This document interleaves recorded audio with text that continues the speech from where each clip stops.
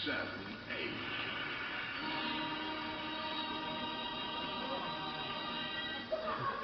スデーをお祝いするチャンバーです。まずは年上の旦那。年上の旦那、さっきパワーカンにもメール出したね。豆だね。23日月曜日は私の58歳の誕生日。おめでとう。金カズーン、来週25日、妻、智恵の誕生日です。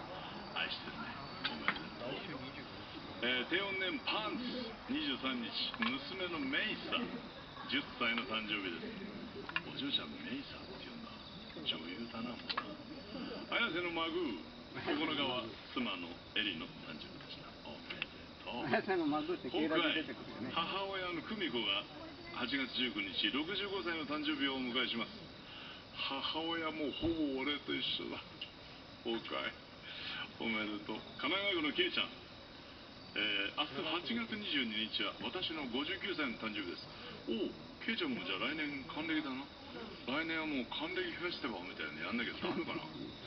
You and Time Mama です。お誕生日過ぎてしまいましたが、去る19日、私の誕生日でした。おめでとう。おいたです。レディオネームおいた。久しぶりのメールです。14日が誕生日でした。おめでとう。あーちゃんママ、こと千恵子、45回目の誕生日です。おめでとう。明日ね。ダンディタカ、23日は長男京介、31歳。そして私も23日にはバースデー。ダンタカ、自分の名前は書かない。不思議だ。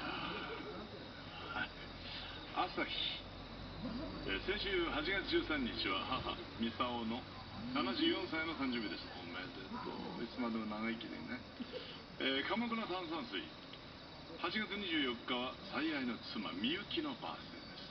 おめでとう。ジャンクション2等。忘れてましたが、自分の兄貴、吉郎が今日44歳の誕生日です。おめでとう。みんなまとめて。